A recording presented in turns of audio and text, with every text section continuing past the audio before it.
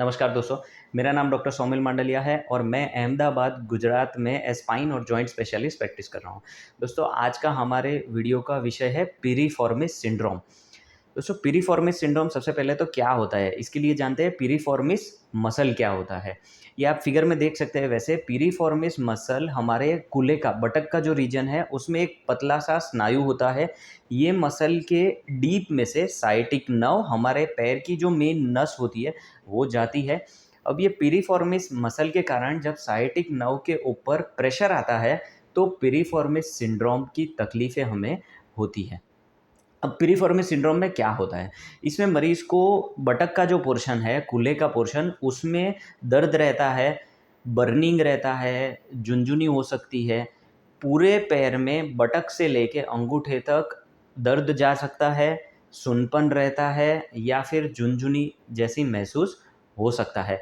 सबसे इम्पोर्टेंट इसमें ये है कि साइटिका जो होता है, साइटिका में जैसी तकलीफ़ें होती है, वैसे सिम्पटम्स ये पिरिफॉर्मिस सिंड्रोम में आ सकता है। अब इन दोनों को डिफरेंशिएट कैसे करना है, वो मैं आपको बाद में बताता हूँ। अब देखते हैं पिरिफॉर्मिस सिंड्रोम किन में हो सकता है। अब ये जो स्नायु होता है, अगर ये एकदम टाइट है तो वो नस को दबा सकता है। अगर ये स्नायु के आजू-बाजू सूजन है तो भी ये नस को दबा सकता है। और ये स्नायु के आसपास में कोई स्कार टिश्यू बन गई है तो भी ये नस को दबा सकता है। इसके कारण पिरिफॉर्मिस सिंड्रोम आपको हो सकता है। अब पिरिफॉर्मिस सिंड्रोम में ये सब किन लोगों को होने की ज़्यादा संभावनाएँ होती है? जैसे जिन लोगों में ये स्नायु का ओवर यूज़ होता है, जैसे जिन लोगों को सीढ़ियाँ चढ़ना-उतरना ऐसा बहुत ही रहता है, जिन लोगों को ज़्यादा लॉन्ग डिस्टेंस रनिंग की हैबिट है, उन लोगों में ये ज़्यादा देखने को मिलता है। जिनमें कभी हिप में इंजरी हो गई है, तो उनमें भी ये ज़्यादा रहता है। किसी-किसी में बर्थ से ही मसल की एब्नॉर्मैलिटी, एनाटॉमिकल एब्नॉर्मैलिटी है, तो भी ये दिक्कत हो सकती है।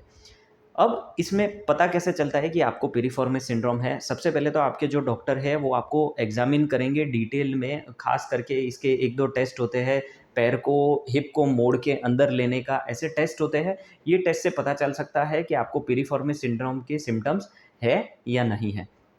दूसरा, इसमें आपको डिफरेंशिएट कैसे करना है। साइटिका जो है, जो स्लिप डिस्क के कारण होता है, उसमें कमर से लेके पूरे पैर तक, अंगूठों तक आपको दर्द, झुनझुनी या फिर सूनपन महसूस हो सकता है।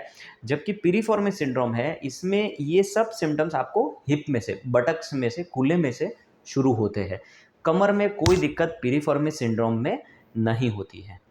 इसके बाद में टेस्ट कौन से किए जाते हैं? सबसे पहले तो एक्स-रे किया जाता है, जिससे पता चल सके कि अगर बोन में कोई एब्नॉर्मैलिटी है, तो उसके कारण स्नायु के ऊपर इंजरी हो रही है, तो भी पता चलता है। इसके बाद में हमें सीटी स्कैन और एमआरआई कराया जाता है कि जिससे पता चले आजू-बाजू कोई सूजन है, स्कार टिश्यू बन गई है, तो भी पता चल सकता है। और लास्ट है ईएमजी एनसीवी, नसों का जो टेस्ट होता है, इससे पता चलता है कि नस के कारण जो सिम्पटम्स हैं, नस के ऊपर जो दबाव है, ये स्पाइनल कॉर्ड मतलब कि कमर में से है या फिर आपके हिप में से है। ये ईएमजी एनसीवी से पता चल सकता है। अब इसकी ट्रीटमेंट क्या होती है? दोस्तों, इसकी ट्रीटमेंट में रेस्ट और मेडिसिन रहता है। ऑलमोस्ट सब पेशेंट्स को इनमें से अच्छा आराम मिल जाता है। बहुत ही रेयरली इसमें ऑपरेशन की ज़रूरत पड़ सकती है। अब इसमें दवाई क्या दी जाती है जिससे मसल के आजू-बाजू की सूजन कम हो। दूसरा, अगर मसल टाइट है तो मसल रिलैक्सेशन की दवाई दी जाती है कि जिससे स्नायु एकदम रिलैक्स रहे और साइटिक नर्व के ऊपर प्रेशर कम हो। तीसरा, इसके साथ में स्ट्रेचिंग एक्सरसाइज की जाती है कि अगर पिरिफॉर्मिस मसल टाइट है तो उसको स्ट्रेच कैसे किया जा सके, वो भी एक्सरसाइज करवाई जाती है। चौथा, अगर इन सब से फ़र्क नहीं पड़ रहा है तो वहाँ लोकली इंजेक्शन दिया जा सकता है जिससे सूजन कम हो। पाँचवा, रेयरली किसी पेशेंट में बोटुलिनम टॉक्सिन दिया जा सकता है कि जिससे मसल लॉन्ग टाइम के लिए रिलैक्स रह सके। इसी के साथ में जिन भी मरीज़ को ज़्यादा दौड़ने से, लंबे टाइम बैठने से या फिर सीढ़ियाँ चढ़ने-उतरने से दिक्कत हो रही हो, तो उनको भी 15-20 दिन के लिए इन सब एक्टिविटीज़ की मनाही की जाती है कि जिससे पता चले अगर ये सब नहीं करते हैं, तो फिर आराम मिल रहा है तो आपको अवॉइड करना चाहिए। अगर इन सब ट्रीटमेंट से 2 से 3 महीने तक मरीज़ को कोई भी आराम नहीं मिल रहा है, तो फिर उनमें ऑपरेशन की सलाह दी जाती है, जिसमें ये मसल को रिलीज़ किया जाता है और साथ ही साथ में आजू-बाजू अगर कोई आस-पास में स्कार टिश्यू है, तो उसको निकाल दिया जाता है, जिससे अच्छा आराम मिल सकता है। धन्यवाद।